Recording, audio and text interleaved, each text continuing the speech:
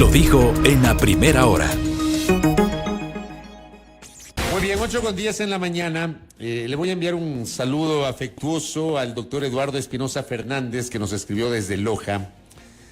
Gracias por este mensaje. Dice: reportando Cisnería desde Loja, debo dejar constancia que aunque discrepo con sus criterios muchas veces, pues es legítimo, usted dice es un periodista frontal y que en pleno ejercicio de la libertad de opinión y expresión dice las cosas de frente, sin tapujos y en términos entendibles para la clase popular. Sus criterios ponen a quienes nos sintonizamos diariamente la posibilidad de analizar los hechos comentados para sacar nuestras propias conclusiones. Gracias, doctor. Yo le agradezco porque usted con ese mensaje entiende justamente la naturaleza de la libertad de expresión. Cada periodista tiene su propio criterio y no habemos periodistas imparciales. Eso no existe, no existe la imparcialidad. Obviamente sí existe el rigor, la argumentación, la transparencia, el respeto, que son cosas en las cuales en lo personal yo creo cuando ejerzo la opinión. Y cuando informamos, lo hacemos obviamente respetando los principios, los presupuestos de la emisión de información, la veracidad, la precisión, la contextualización, etcétera, etcétera, ¿no? Es un poquito para agradecer ese mensaje y poner en el tapete lo que nos acaba de decir nuestro oyente. Bueno, el doctor Homero Castañer está con nosotros, viceministro de Gobierno. Viceministro, muy temprano en la oficina, madrugado, pero ya está con nosotros Homero Castañer, viceministro de Gobierno. ¿Cómo le va, viceministro? Muy buenos días, Fabricio. Un saludo a usted y a todos quienes nos siguen esta mañana. Un gusto compartir esta mañana. No soy doctor, doctor, soy ingeniero. Ingeniero, tiene razón. Tuve un lapsus brutus ahí. Y mi cargo exactamente es viceministro de Gobernabilidad, a las órdenes. Correcto, gracias. Tuve un lapsus brutus, perdón, le ofrezco disculpas por aquello. Junto a Belkis Sánchez vamos a generar justamente este diálogo con el viceministro de Gobernabilidad, Homero Castañer. Le pregunto, ¿qué quiso decir el presidente Lasso el último sábado cuando a su llegada al país procedente de Chile dijo textualmente que su gobierno hará todo lo necesario dentro del marco de la Constitución y la ley para evitar que se consume semejante injusticia, refiriéndose a la decisión de la Asamblea Nacional de otorgar las amnistías? El presidente lo dijo en el curso de la semana y lo ratificó el sábado, que discrepa con la posición de la Asamblea, que no está de acuerdo y que hará todo lo necesario para que se consumen las amnistías. ¿A qué se refiere el presidente y qué va a hacer el gobierno, viceministro? Bueno, como es público, sabemos que el presidente de la República estuvo fuera del país, asistió a cambio de mando del presidente Boric en Chile, tratando de mantener esas buenas relaciones con el país hermano.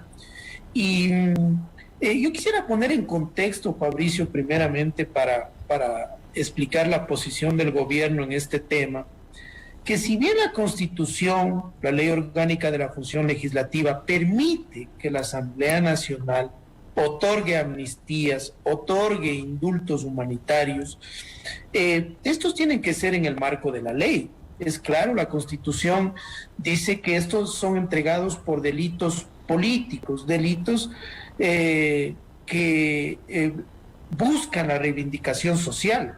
Y en este caso, la Asamblea Nacional, al entregar una amnistía en combo a 268 personas, incluso algunos con sentencia, casos de minería ilegal, casos de tráfico de tierras, no es lo justo, no es lo responsable y ha dejado una estela de impunidad. Si es que se pretendía lograr la pacificación en el país, esta no ha sido la manera adecuada, porque por otro lado, mientras había gente que salió a atacar, salió a provocar delitos, la fuerza pública salió a defender a los ecuatorianos y no se les tomó en cuenta para el análisis de estas amnistías. Fabricio, yo le voy a contar que en el 2017, cuando estuvimos en la Asamblea Nacional, la Comisión de Justicia, que lo presidía Marcela Guiñaga, analizó 9 casos, de los cuales 8 fueron desechados porque había delitos contra el Estado ecuatoriano. Y solo se analizó uno en un debate durante todo un día de Anastasio Pichizaca, un líder cañarense, al quien se le dio la amnistía por haber cerrado 1 hora y media una vía en la provincia del Cañar, en donde no hubo daños a la propiedad pública, a la propiedad privada, y no había delitos como en este caso sí los hay, incluso gente, ya repito, con sentencia ejecutoriada.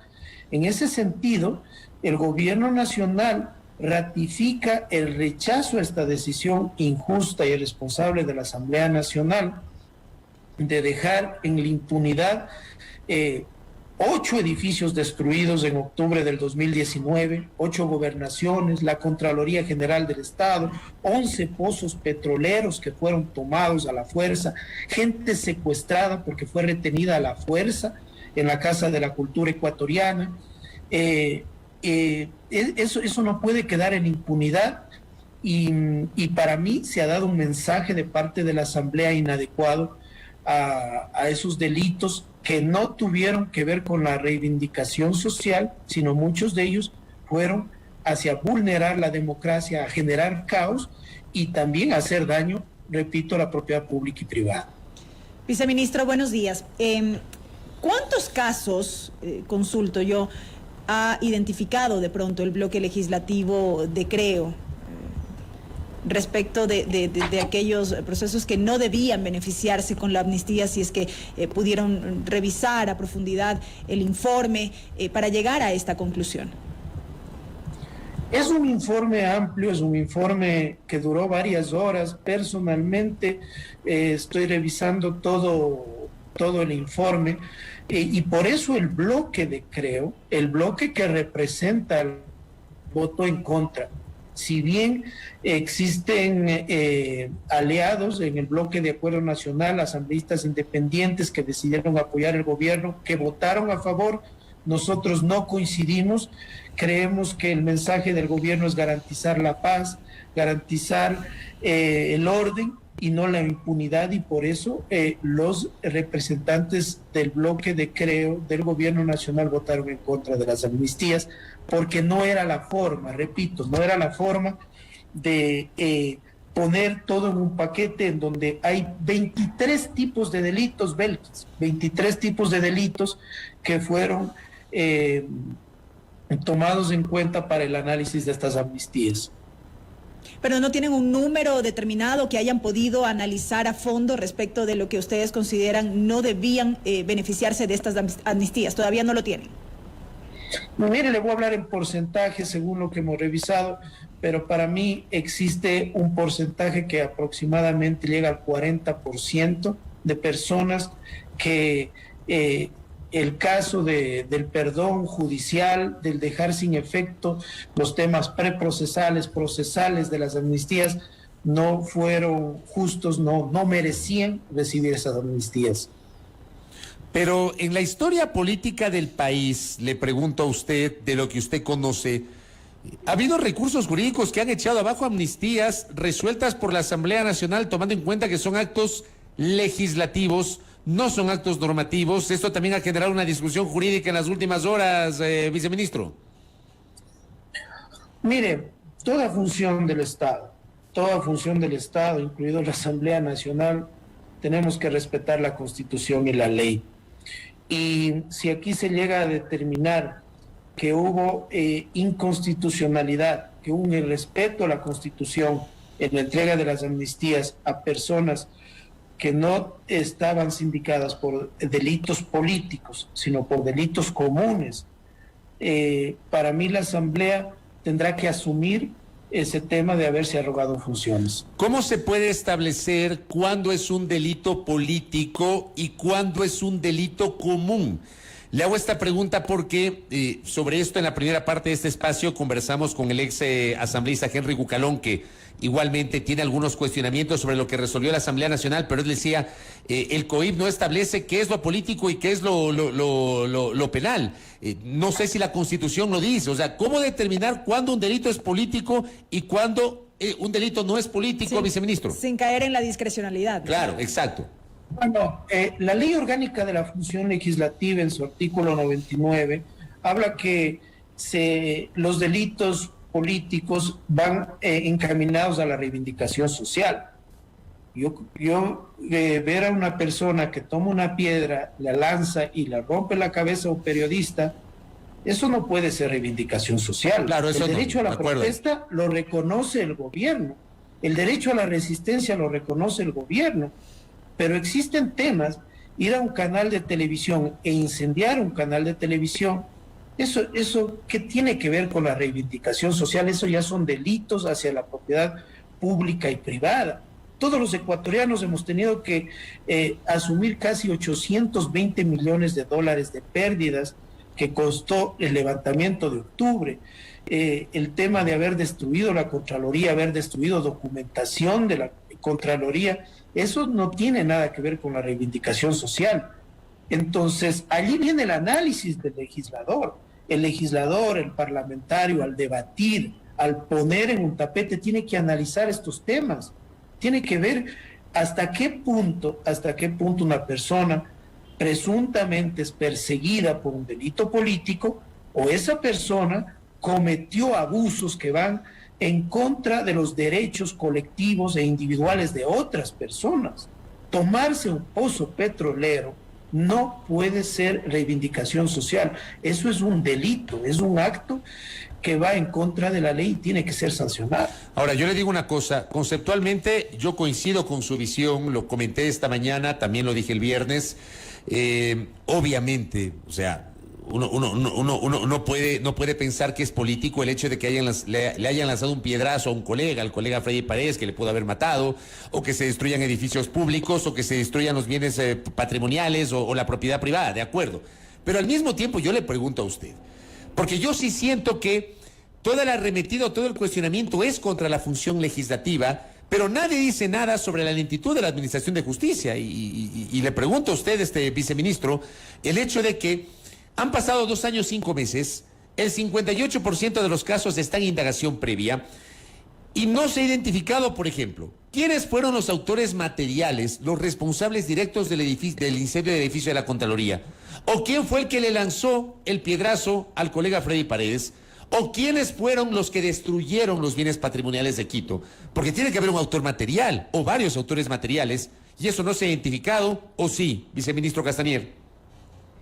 Bueno, hay casos en donde estaba haciendo el análisis, existe una etapa de investigación, existen estos temas de no presentarse a las audiencias, de no asistir, de pedir prórrogas, y esos temas permite, la ley de la función judicial permite la posibilidad de postergar estas audiencias y de darle largas, como quien dice, de torear, de evitar que se tome decisiones sobre estas investigaciones que están en curso, pero no es lo adecuado. Miren, una sociedad, Fabricio, Belkis y a los amigos que nos escuchan, en una sociedad, uno de los peores mensajes que se puede dar es de la impunidad, de que aquí no ha pasado nada, de que hay actos de corrupción y no se sanciona, de que en este caso se producen situaciones de actos vandálicos y no hay sanciones, porque eso es un mal precedente hacia futuro, es un mal precedente en una sociedad en donde necesitamos seguridad jurídica y respeto a la ley. Si aquí la función judicial tiene que tenía que apretar el acelerador para que estos casos sean investigados de manera adecuada y que haya las sanciones, debía hacerlo. Y ahora la Asamblea Nacional, repito, da amnistías a los que son y a los que no son, provocando esta suerte de impunidad en el país y de que aquí no ha pasado nada. Repito, incluso no solo hablemos de octubre del 2019, Fabricio, de esos actos. Aquí hay casos que se ha dado amnistía a gente que vive, trabaja, pseudos dirigentes que viven de la minería ilegal que tanto daño le hace al país, mientras las Fuerzas Armadas, la Policía Nacional luchan para que no haya ese dolor que vimos en Zaruma, de daños al ambiente, de daños a viviendas. Por otro lado, se ha entregado amnistías a personas que están dentro de la minería. Oiga, viceministro, pero al mismo tiempo, digo, si cuestionamos lo uno, cuestionemos todo, que es, digamos, es la postura que yo personalmente tengo, la he tenido, la he expresado públicamente. El Estado, por ejemplo, no ha reconocido los excesos también en el uso de la fuerza de octubre de 2019. Hubo muertos, hubo heridos, hubo personas que perdieron sus ojos y el Estado nunca ofreció siquiera disculpas o medidas de reparación para esas personas. Yo le planteo a usted, si cuestionamos lo uno, cuestionemos todo, ¿o no, viceministro? Mire, hubo en un informe que entregó la Defensoría del Pueblo un análisis sobre esos excesos. Existe en este momento policías militares que están siendo investigados por este caso, pero también hablemos de los casi 400 policías, 435 policías que fueron heridos, que ellos no salieron a agredir, ellos salieron a defender los edificios, salieron a permitir que haya libre circulación, que haya libre comercio, a proteger los negocios. Los 80 militares que fueron heridos y los casi 200 miembros de la fuerza pública que en distintos lugares del país fueron retenidos y fueron sometidos a vejámenes, incluso mujeres servidoras policiales. Entonces, también hagamos ese análisis, si bien hubo un estado de conmoción, hubo un caos, pero no podemos justificar que por ese caos, por esas acciones, aquí no ha pasado nada. Si se buscaba un mecanismo de pacificación, entremos a un debate, entremos a un análisis, veamos, la Asamblea debió hacer un análisis caso por caso de los temas y no simplemente aquí se ha borrado todo y no ha pasado nada, cuando una pacificación debe ser de doble vía y la fuerza pública no ha sido tomada en cuenta para estas amnistías que solo han tenido que ser beneficiados quienes en ese momento cometieron actos vandálicos. Ojo, y aquí quiero ser claro, Fabricio, hubo gente que sí merecía, a lo mejor que injustamente estaba siendo sindicada, pero al entregar en este paquete de amnistías, se ha entregado injustamente a gente que no merecía ese perdón. Señor viceministro, dos preguntas puntuales. Quisiera volver a lo que planteaba Fabricio al inicio de esta entrevista. ¿Desde el gobierno nacional se está pensando o están preparando algún tipo de acción frente a esta decisión tomada por la Asamblea Nacional o a través del bloque legislativo de Creo? Eso por un lado. Y por otro lado, ¿sigue aún latente este planteamiento de una muerte cruzada? Bueno, en el primer caso, el presidente de la República tomará la decisión sobre si se tomará alguna acción, que la única que cabría es una acción inconstitucional sobre la acción de la Asamblea Nacional, ¿no? ¿Que le impulsaría quién eventualmente, viceministro? ¿Quién le impulsaría eventualmente? Yo no me quiero adelantar sobre este tema. El presidente de la República tomará la decisión sobre ese caso, se está analizando. Y en el segundo que usted menciona, la muerte cruzada, mire, es algo que permite la Constitución, la posibilidad de disolver la Asamblea cuando se ha arrogado funciones, cuando entorpece el plan de desarrollo nacional, pero así como vemos que está actuando la Asamblea Nacional, si siguen actuando de espaldas al pueblo ecuatoriano, de espaldas a la Constitución y a la ley, mire, lo que está pasando en la Asamblea va a terminar desgranándose sola y quién sabe, perdiendo esa legitimidad que le dio el pueblo ecuatoriano. Pero digamos, esta no es, ya no es una postura del gobierno, o sea, el gobierno ya no habla de la posibilidad de una muerte cruzada. Mire, la muerte cruzada es, si bien lo permite la Constitución, es un mecanismo extremo, un mecanismo que genera inestabilidad política, que puede más bien ir en contra de lo que el gobierno pretende, que es generar seguridad jurídica, traer inversiones, que vengan, que inviertan en el país. Ese enfrentamiento entre poderes del Estado no le hace bien al país, pero repito, no nos asustemos, es algo que prevé la Constitución, no es algo ilegal, y esperemos que la Asamblea Nacional, Fabricio, se sintonice con lo que quiere el pueblo ecuatoriano en este momento. Hay una ley económica urgente que tiene que tramitarse, que tiene que salir en los próximos días, y esas situaciones de intereses políticos, personales, partidistas, y yo diría, muchos de ellos pensando en la papeleta del próximo año de manera injusta y irresponsable, es una muestra de lo que ha pasado con las amnistías. Me piden, aprovechando esta entrevista con usted, viceministro Castañer, me piden que le pregunte si esta semana sí o sí el país va a conocer la decisión del Ejecutivo sobre el proyecto de ley para garantizar la interrupción voluntaria del embarazo en casos de violación. El presidente de la República ha dicho que esta semana hará el pronunciamiento y esperemos tenernos en las próximas horas. Pero por el momento no sabemos cuál va a ser la posición del presidente. Se está analizando todavía, se está preparando ese tema y el presidente será quien lo comunique al país. Usted es viceministro de Gobernabilidad. ¿Cómo le suena el hecho de que hoy el Ejecutivo parecería ser que está perdiendo la mayoría política al interior de la Asamblea Nacional, viceministro?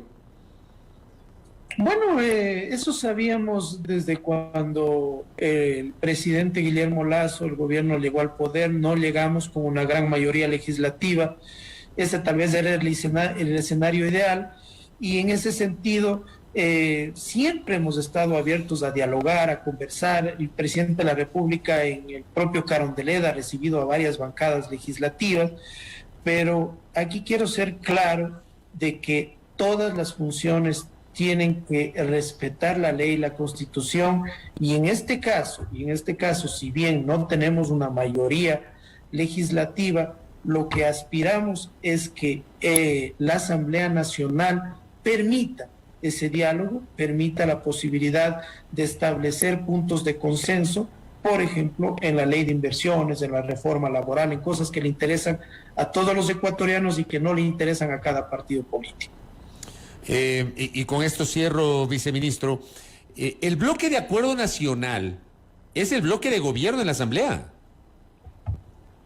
Bueno, es un bloque que se formó de apoyo al presidente de la República, pero no solo en esta votación de las amnistías ha habido disensos, existen otras votaciones en donde ha habido posturas separadas, pero en este caso puntual no coincidimos con la actuación de los legisladores independientes del BAN que apoyaron amnistías cuando el gobierno consideró que se debe garantizar el orden y el respeto a la ley. ¿Eso no significa que el gobierno no tiene control sobre el bloque de acuerdo nacional, que es su bancada que funciona en la Asamblea Nacional, viceministro? No, absolutamente. Mire, siempre puede haber discrepancias. Lo importante es que el diálogo no se rompa. Esa herramienta inagotable en una democracia tiene que estar presente, porque el momento en que se rompen esos canales de diálogo, esos canales de dar un golpe de timón, de corregir las cosas, realmente ya no se canalizan bien las ejecutorias que le interesan, en este caso, no digamos al presidente, al gobierno nacional, sino a todos los ecuatorianos, que es mejores días para todos. Correcto. Le agradezco mucho por el tiempo, viceministro. Que tenga una buena mañana. Gracias a ustedes. Muy gentil. Homero Castañer, viceministro de Gobernabilidad, conversando aquí a primera hora justamente sobre el tema de las amnistías, y estamos pendientes de lo que pueda hacer el Ejecutivo, de lo que vaya a hacer el Ejecutivo a propósito de este anuncio que ha hecho el presidente Lasso el último fin de semana sobre que van a utilizar todos los recursos que señala la Constitución. Por cierto, y a propósito de un comentario de uno de nuestros internautas y oyentes, a Alberto Daquino le dieron la amnistía. No le dieron la amnistía, o sea, Daquino fue amnistiado por la Asamblea, ¿ya?